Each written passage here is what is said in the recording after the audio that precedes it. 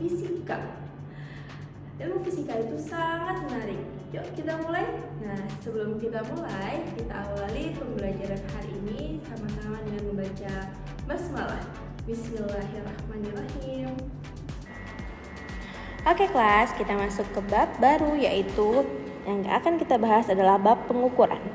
Nah, di bab pengukuran ini banyak sekali subbabnya. Oke, kita bahas yang pertama, yaitu tentang alat ukur. Pengukuran. Sebelum kita masuk ke alat ukur, pengukuran itu apa sih? Nah, pengukuran adalah proses membandingkan suatu besaran dengan besaran sejenis dan ditetapkan sebagai satuan. Nah, kita akan bahas alat ukur. Alat ukur apa saja? Yang pertama adalah mistar atau penggaris. Yang kedua, kita akan bahas neraca Ohaus. Yang ketiga, kita bahas jangka sorong. Yang keempat adalah mikrometer skop. Untuk yang pertama, kita bahas mistar atau penggaris.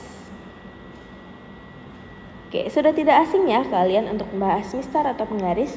Nah, di sini adalah mistar ini atau penggaris adalah alat pengukur, bisa mengukur kedalaman, mengukur panjang, tinggi, lebar dari suatu benda.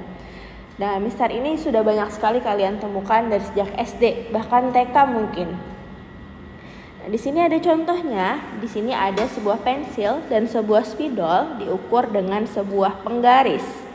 Berapakah panjang pensil tersebut? Oke, panjang pensil tersebut kalau kita lihat berarti di sini adalah 5 cm. Lalu, berapakah panjang spidol tersebut? Panjang spidol tersebut saya garis di sini berarti panjangnya adalah 7 cm. Bisa ya menggunakan mistar atau penggaris karena ini sudah sering banget digunakan. Nah, di sini selisih panjang dua benda di atas adalah yang ditanya adalah selisihnya. Berarti benda spidol dikurangi sama benda pensil maka menghasilkan 2 cm untuk selisih dua benda di atas. Bisa dipahami? Kita lanjutkan ya. Selanjutnya kita akan mengenal neraca Ohaus. Pasti banyak ya yang belum melihat nih atau mungkin sudah mengenal di SMP. Yuk kita lihat.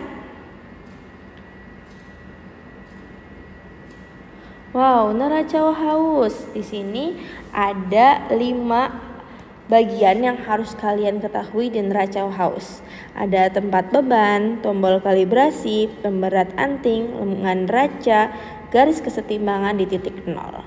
Oke, di sini neraca Ohaus ini pertama kita masukkan dulu berat atau beban benda di atas tempat beban.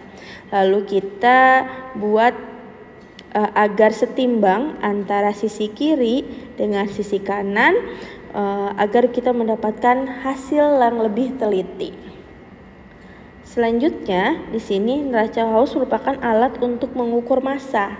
Oke, kalau tadi penggaris alat untuk mengukur panjang, jika neraca Ohaus ini alat untuk mengukur massa atau beban berat suatu benda, gitu ya. Oke, di sini ada sebuah contoh soal. Oke, sebelum contoh soal saya boleh di sini ya, boleh zoom sedikit. Di sini terbagi menjadi 1, 2, 3, 4 lengan atau 4 perhitungan. Nah, di neraca Ohaus sendiri itu terdapat 3 atau sampai 4 lengan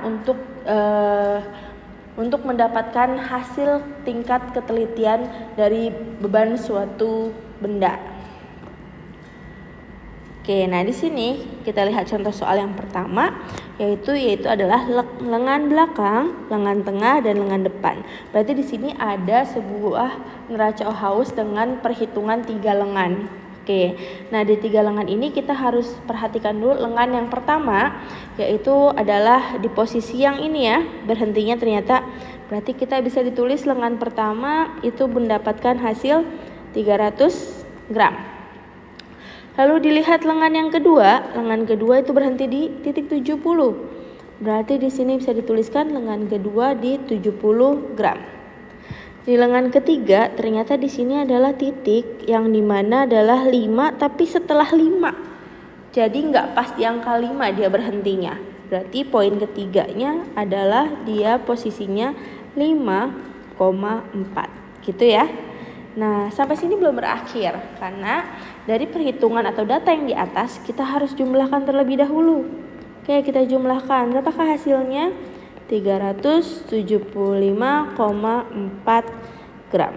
Nah, di sini baru kita mendapatkan bahwa berat beban tersebut yaitu 375,4 gram.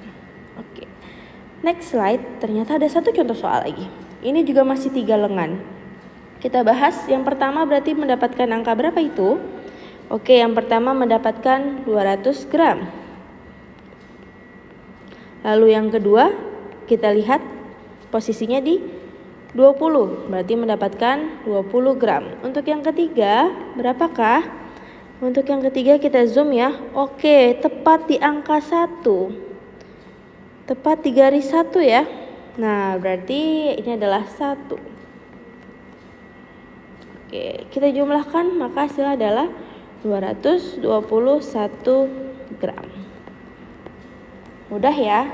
Mungkin untuk memperhitungkan di contoh soal atau soal mungkin mudah, tapi jika nanti kita praktikkan itu untuk mengukur kesetimbangannya benar-benar harus dilihat atau diperhatikan antara posisi kiri dan posisi kanan itu benar-benar harus setimbang. Oke, selesai sudah pembelajaran hari ini. Semoga ilmu yang dipelajari hari ini bermanfaat untuk kalian dan kalian bisa mengaplikasikannya dalam latihan soal. Terima kasih untuk hari ini. Kita tutup pembelajaran hari ini dengan membaca hamdalah. Alhamdulillahirabbil alamin. Sekian. Wassalamualaikum warahmatullahi wabarakatuh.